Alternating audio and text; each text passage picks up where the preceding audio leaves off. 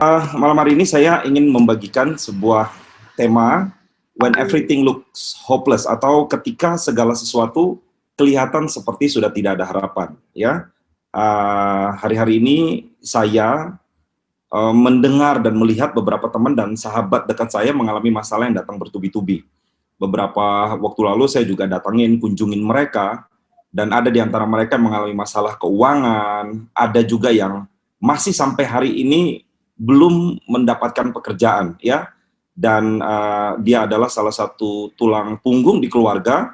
Sahabat baik saya ini kebetulan juga salah seorang anak kesan saya, dan sampai hari ini dia belum dapat pekerjaan, saudara. Ya, nah ada juga beberapa waktu lalu anak kesan saya juga, dia punya pekerjaan, tetapi usahanya itu betul-betul mengalami masalah yang luar biasa.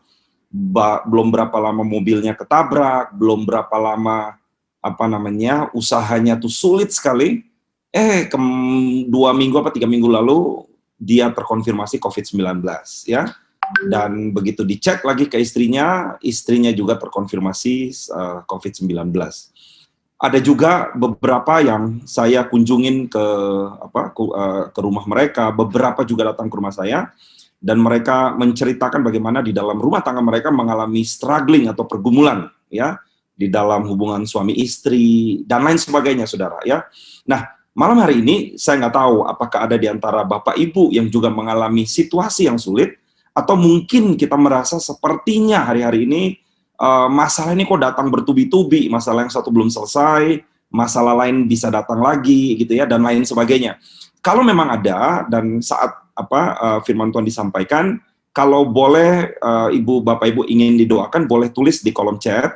Nanti terakhir saya juga akan berdoa buat Bapak Ibu supaya kita boleh sama-sama mensupport dan mendukung apa yang menjadi pergumulan Bapak Ibu semuanya. Nah, saya akan mulai dengan Yeremia 29 ayat yang ke-11 bilang seperti ini, saudara, ya.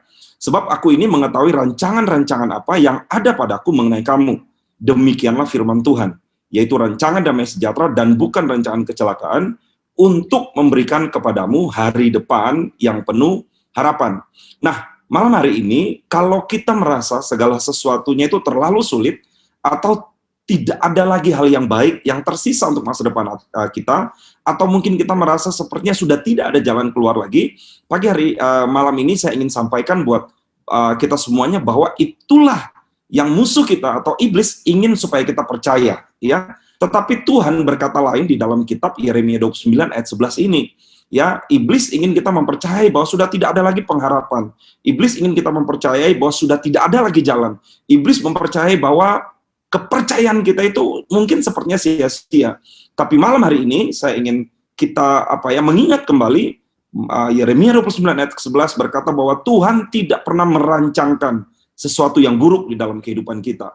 Nah, Bapak Ibu, musuh kita, ya, iblis, setan, ingin mematahkan semangat kita dan ingin membuat kita merasa bahwa segalanya mungkin nggak akan pernah menjadi lebih baik. Salah satu teman yang saya datangin, dia sampai bilang bahwa, wah dok, ini sepertinya rumah tangga saya ini sepertinya udah nggak bisa dipertahankan lagi. Saya bilang sama dia, Tuhan ketika pertama kali memberkati pernikahanmu, Tuhan tidak pernah punya rencana supaya rumah tanggamu bahkan jadi hancur dan bakal jadi berantakan.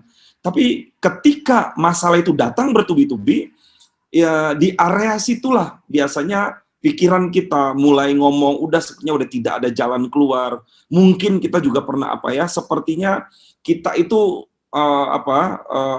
berada di dalam satu terowongan yang gelap dan sepertinya tidak ada lagi cahaya. Nah, kalau memang kita merasa seperti itu, seperti halnya beberapa teman saya yang saya datangin dan juga beberapa teman saya di dunia pekerjaan, saya berdoa supaya malam hari ini firman yang akan kita bacakan di dalam kitab 2 Tawarik 20 akan memberikan kita kekuatan dan pengharapan baru untuk bisa tetap belajar bergantung dan mengandalkan Tuhan dalam menghadapi kesulitan yang hari-hari ini mungkin kita alami. Ya, saya akan membacakan sebuah firman Tuhan yang diambil dari dalam kitab 2 Tawarik pasal yang ke-20 Ayatnya yang pertama sampai ayatnya yang ketiga.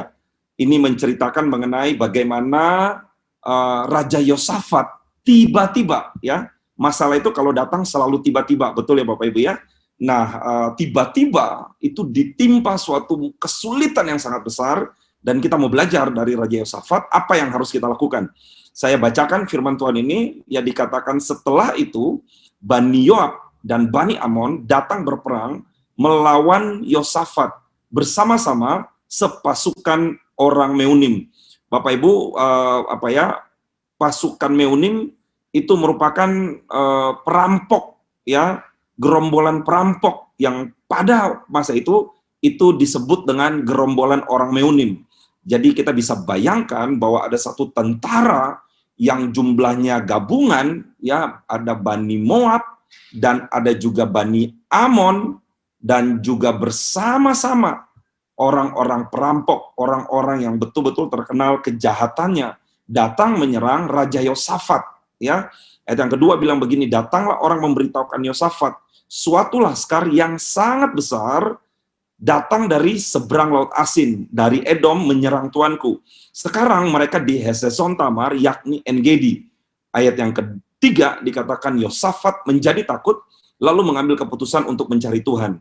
Ia menyerukan kepada seluruh Yehuda supaya berpuasa. Bapak Ibu, malam hari ini ada beberapa poin yang ingin saya sharingkan dari firman Tuhan yang kita baca. Ya, poin yang pertama, saudara. Pada waktu itu, Yosafat dan orang-orang Yehuda itu sedang menikmati waktu-waktu yang relatif damai, ya, dan aman. Nah, seperti waktu kita baca di ayat yang pertama, ayat yang pertama dikatakan bahwa ketika mereka lagi duduk santai, tiba-tiba, ya, diberitahukan bahwa ada pasukan gabungan yang sangat banyak, yang tadi saya sempat sampaikan, Moab, Amon, dan para gerombolan perampok yang dikenal sebagai orang Meunim. Mereka sedang menuju ke Yehuda untuk berusaha menghancurkan dan menguasai kerajaan ini. Nah, raja pada saat itu dan bangsanya itu merasa nggak berdaya, saudara, menghadapi situasi yang tampaknya itu hari-hari itu benar-benar sepertinya nggak ada harapan. Teman saya cerita sama saya, tiba-tiba dia dapat kabar bahwa dia harus diberhentikan dari pekerjaannya. Itu sepertinya dia bilang, Dok, itu sepertinya palu godam yang tiba-tiba itu datang menghantam saya. Nah, Bapak Ibu, masalah itu kalau datang itu selalu tiba-tiba, ya, seperti yang terjadi dengan bangsa Israel ini dan Raja Yosafat. Nah, malam hari ini saya ingin mengingatkan kita kembali bahwa tidak ada hal apapun yang terjadi di luar kontrol dan kendali Tuhan. Ketika kita kehilangan pekerjaan, ketika Tuhan mengizinkan mungkin tiba-tiba kita ada sakit, tiba-tiba mungkin Tuhan mengizinkan ada satu masalah yang besar, malam hari ini saya ingin mengingatkan kita semua bahwa tidak ada masalah apapun yang terjadi di luar kontrolnya Tuhan. Bahkan Alkitab berkata, satu helai rambut aja jatuh, itu pasti atas izin Tuhan. Jadi kalau hari ini kita sepertinya mengalami satu masalah yang kelihatan oleh mata jasmani kita, datang secara tiba-tiba, saya ingin katakan, gak usah takut Bapak Ibu. Kenapa? Karena Tuhan yang tetap pegang kendali. Masih ingat ya, suatu ketika murid-murid sedang berada di dalam satu perahu, Alkitab berkata, tiba-tiba sekonyong-konyong datanglah badai topan yang menghantam kapal itu. Bapak Ibu, mereka begitu kaget, mereka begitu ketakutan. Itulah yang namanya masalah. Masalah kalau datang, seringkali dia datang tiba-tiba. Masalah kalau datang, seringkali unpredictable. Ya, nah, masalahnya adalah di situ ada Yesus, tapi mereka tetap ketakutan. Begitu juga dengan kita, ya. Kita boleh aja berdoa, kita boleh aja ikut morning chapel, tapi yang namanya masalah, ketika pertama kali menghantam kita, pasti muncul ketakutan, ya. Tapi malam hari ini, Bapak Ibu, ya, sebesar apapun masalah yang datang, sekalipun masalah itu datang bertubi-tubi, jangan takut, karena Tuhan ada, dan Dia mau kita mempercayai Tuhan. Amin ya, saudara ya. Nah, singkat cerita, di cerita yang Yesus bersama-sama dengan murid-muridnya di atas perahu, Alkitab berkata, Yesus kemudian bangun dan menghardik gelombang, dan gelombang itu pun teduh. Nah, pertama, kalau hari ini kita mengalami masalah yang datang secara tiba-tiba, sama seperti Raja Yosafat yang tiba-tiba datang masalah atau diberitahukan masalah yang besar, jangan takut. God is in control. Tuhan ingin saudara dan saya tetap mempercayainya seperti seorang anak mempercayai ayahnya. Saya punya anak William, Bapak Ibu juga pasti pernah mengalami, ya, ketika kita sedang dalam perjalanan, ya, menuju ke luar kota contohnya, saudara, itu hujan, badai itu kencang di dalam mobil, dia ketakutan sekali, ya. Tapi habis itu dia bilang, "Pi, ini nggak apa-apa kita, Pi." Saya bilang, "Nggak apa-apa, Will, tenang aja." Kemudian dia bilang bahwa, "Iya ya, karena ada papi sama mami ya." Nah, Bapak Ibu, kalau kita aja orang ayah atau ibu secara dunia pasti akan menjaga anak-anak. Kita, apalagi kita punya Bapak, kita punya Tuhan yang luar biasa. Jadi poin yang pertama yang saya ingin ingatkan untuk kita semua, jangan takut. Satu rambut aja jatuh Tuhan yang kasih izin kok. Apalagi masalah yang kelihatannya besar. Percayalah, tidak ada satu masalah apapun yang terjadi di luar kontrolnya Tuhan. Nah, yang kedua yang kita harus ingat, Bapak Ibu, ya, ketika kita mengalami masalah atau kesulitan yang datang bertubi-tubi, ada satu survei, ya, saya pernah baca satu survei yang menunjukkan bahwa 90% dari apa yang kita takutkan itu tidak pernah terjadi, Bapak Ibu, ya. Jadi contoh, kalau kita kehilangan pekerjaan, kita biasanya udah berpikir, wah gimana nih, nanti kita makan, gimana nanti anak kita sekolah, nanti kita, saudara percayalah, 90% apa yang kita takutkan tidak pernah terjadi. Ya, saya juga pernah mengalami, saudara, di dalam pekerjaan saya tiba-tiba masalah, wah saya udah takut sekali. Tapi buktinya, saya tetap bekerja, buktinya, saya masih tetap bisa menjalaninya, buktinya, saya tetap baik-baik aja sampai hari ini. Jadi, kalau hari ini kita ada masalah dan kita ada problem yang datang bertubi-tubi, ya, poin yang kedua saya ingin ingatkan Bapak Ibu, bahwa dari apa yang kita takutkan, 90% itu tidak pernah terjadi. Nah, 8% itu betul-betul terjadi seperti yang kita takutkan, tetapi tidak seburuk yang kita pikirkan, saudara. Ya, jadi dari yang kita takutkan 90% nggak pernah terjadi, 8% itu terjadi tapi tidak semenakutkan atau tidak seburuk seperti apa yang kita takutkan atau kita pikirkan. Nah, dan hanya 2% yang pada saat mereka ngalamin pun kesulitan itu, toh mereka tetap bisa melewatinya. Bapak Ibu coba kita pikirkan, kita renungkan sebentar, ya. Pasti kita semua di tempat ini pernah mengalami kesulitan, betul ya? Coba kita pikirkan dan kita renungkan. Hari ini toh kita tetap masih bisa makan, kita masih tetap bisa ikut ibadah doa malam, kita masih tetap bisa menikmati kehidupan kita. Artinya apa? Artinya ketika ada satu kesulitan yang datang, iblis ingin kita mempercayai bahwa hidup kita sudah berakhir, iblis ingin kita mempercayai bahwa tidak ada lagi pengharapan. Ayat yang tadi kita baca sebelumnya, Yeremia 29 ayat 11, itu harus kita pegang sungguh-sungguh, bahwa Tuhan tidak pernah merancangkan sesuatu yang buruk dalam hidup kita. Amin ya. Nah, saya ingin kita membaca juga satu ayat, ya, di dalam 1 Korintus 10 ayat yang ke-13. Kalaupun kita mengalami masalah pada hari-hari ini, firman Tuhan berkata, pencobaan yang kamu alami itu adalah pencobaan biasa, ya. Ini saya mengambil foto Ayub, saudara. Saudara bisa bayangkan, Ayub kehilangan segala-galanya. Harta, keluarga, anak-anak, sahabat, bahkan istrinya dia pun meninggalkan dia. Ya, tapi apakah itu membuat Ayub menjadi hancur? Enggak, saudara. Ya, karena kenapa? Firman Tuhan ini ya dan amin. Alkitab berkata, pencobaan yang kamu alami adalah pencobaan biasa yang tidak melebihi kekuatan Bapak Ibu Saudara.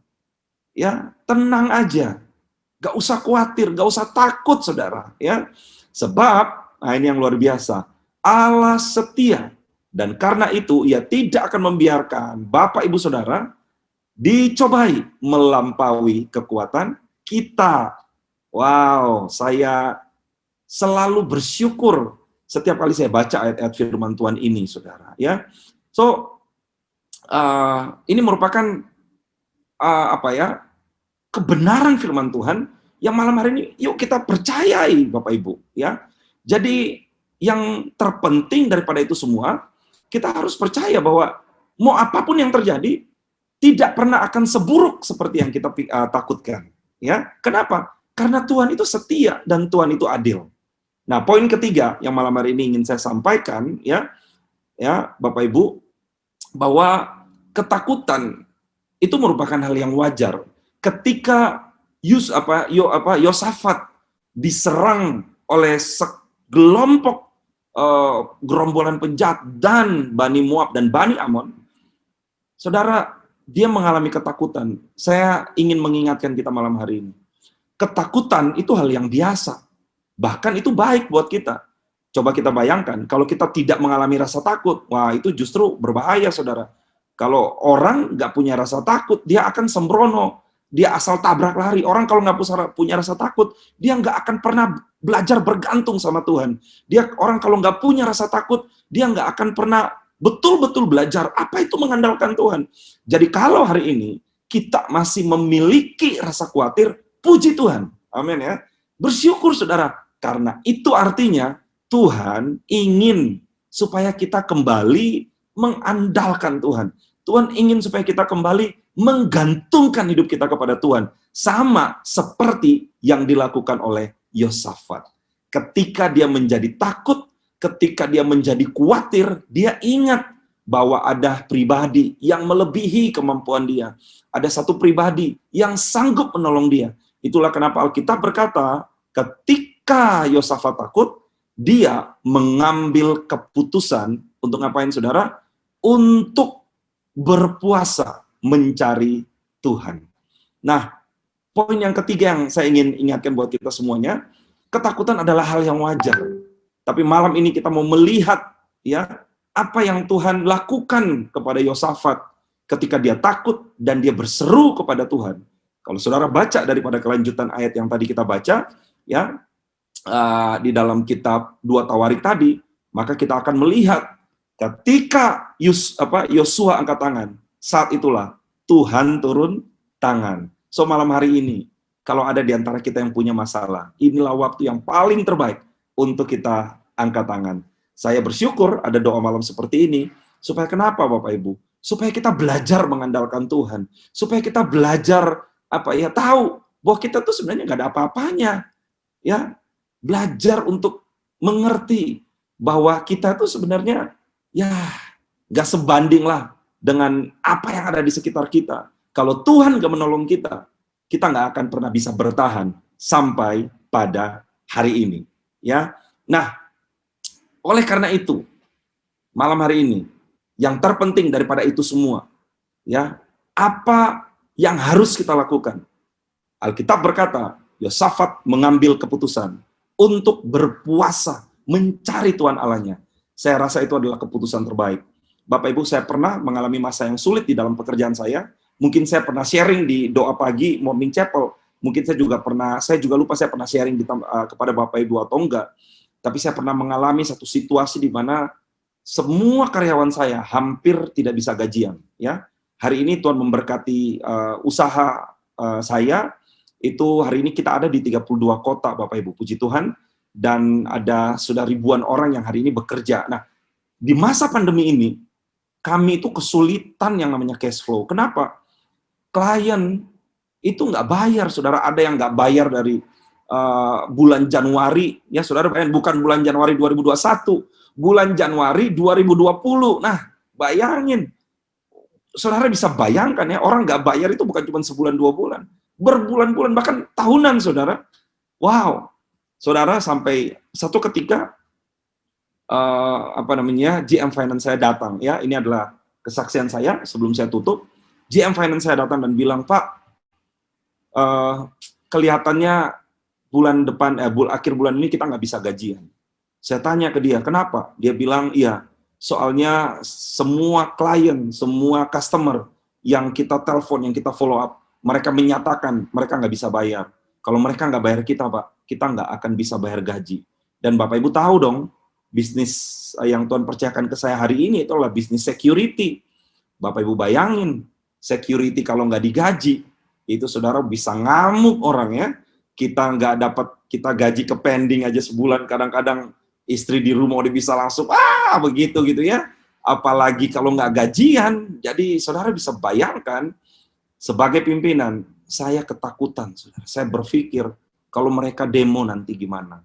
Kalau mereka protes nanti gimana? Gimana kalau nanti kita ditegur klien? Gimana kalau nanti kita dicap sebagai perusahaan yang nggak perform? Gimana kalau nanti orang menganggap perusahaan ini perusahaan yang nggak bisa menepati janji? Saudara, dalam ketakutan itu, saya juga nggak tahu harus ngapain.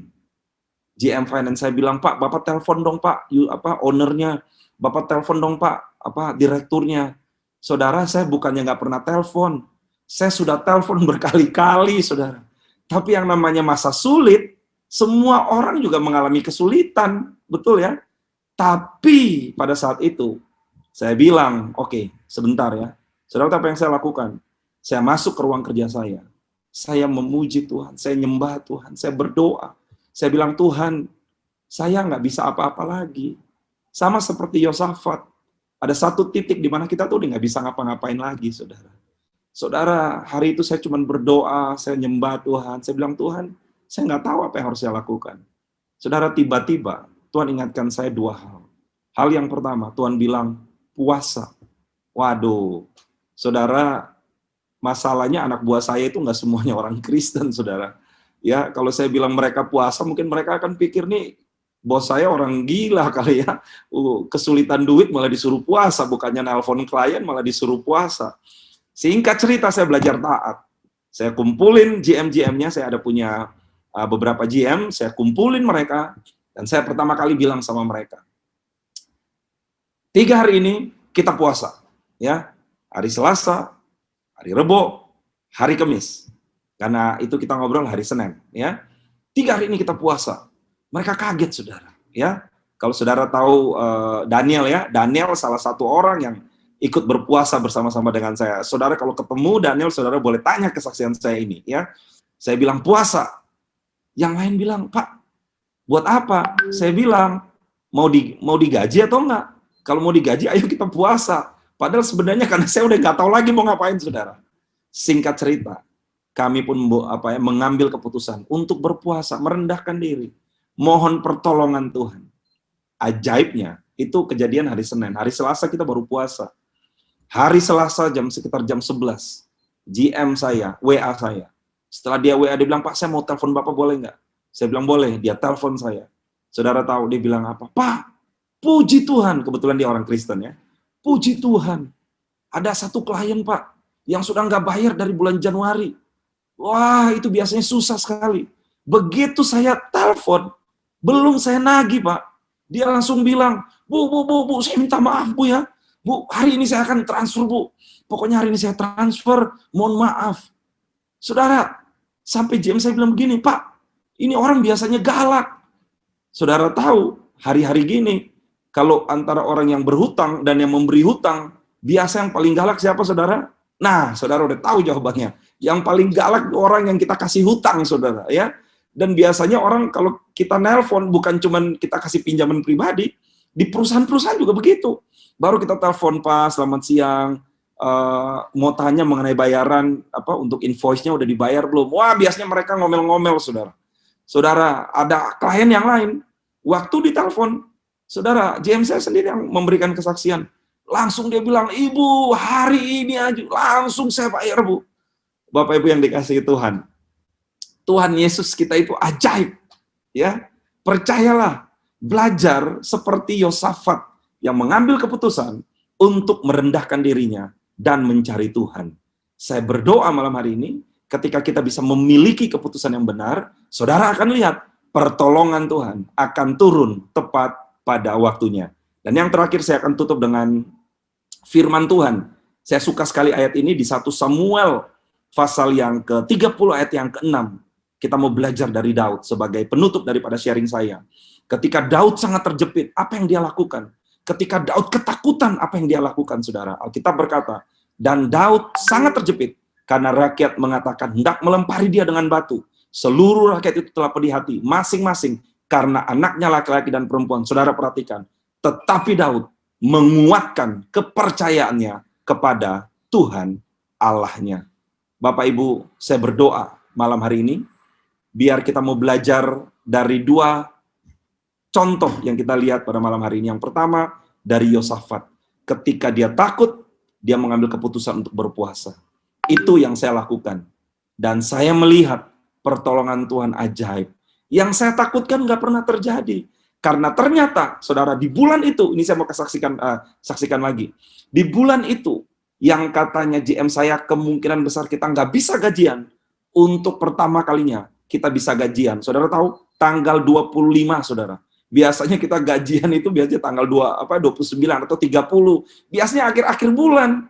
Hari itu, saudara tahu, di bulan itu, kita bisa gajian.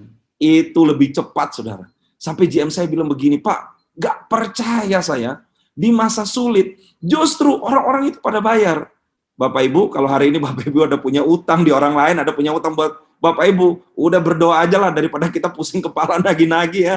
Doain aja udahlah, biar Tuhan yang jamah orang itu, supaya orang itu yang digerakkan Tuhan. Sama seperti yang kesaksian yang saya ceritakan ini. Ya, dan singkat cerita, ya, hari bulan itu, GM Finance-nya, GM Finance saya, bilang kepada seluruh anak buahnya, bilang begini, saudara, ya, mulai bulan ini, setiap hari Senin, Selasa, dan Rabu, setiap bulan, kita semua puasa rame-rame. Anak buahnya nanya, saudara, loh, Ibu, buat apa kita puasa? Dia mengulangi jawaban saya, dia bilang begini, kalian mau gajian atau enggak? So, malam hari ini, kalau Bapak Ibu ingin rumah tangga saudara tetap ngepul ya, dapurnya tetap ngebul, mari kita puasa, saudara. Mari rendahkan diri kita. Kalau hari ini saudara nggak tahu lagi mau ngapain, ya, rendahkan diri. Dan yang kedua, apa yang dilakukan oleh Daud, dia menguatkan kepercayaannya kepada Tuhan. Saya berdoa hari ini firman Tuhan boleh memberi kekuatan dan menunjukkan, ya. Baik, kita akan berdoa. Suara saya masih jelas terdengar? Masih ya?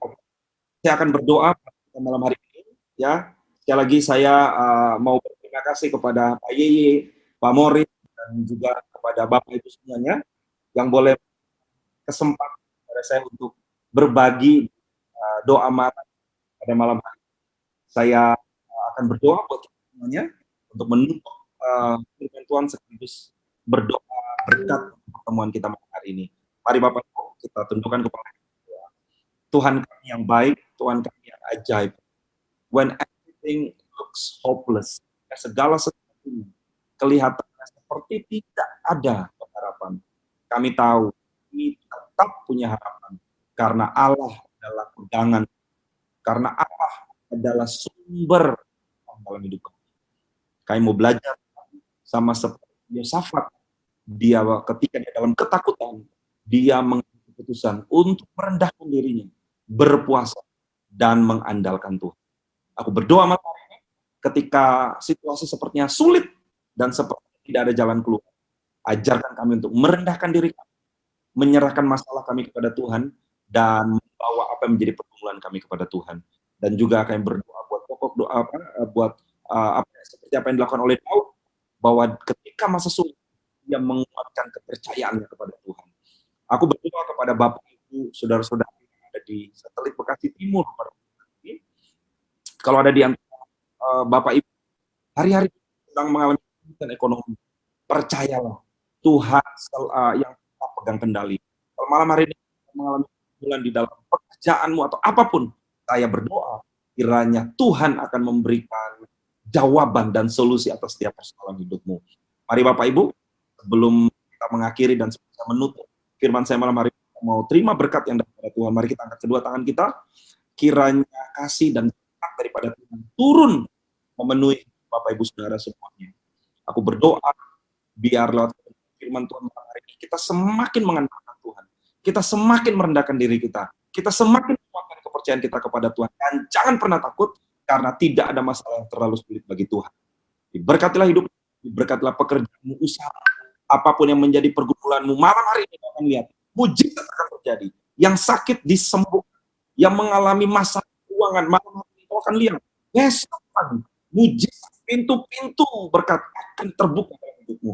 Diberkatilah hidupmu mulai dari saat ini sampai selama-lamanya. Dalam nama Tuhan Yesus. Haleluya. Mari semua sama-sama katakan amin.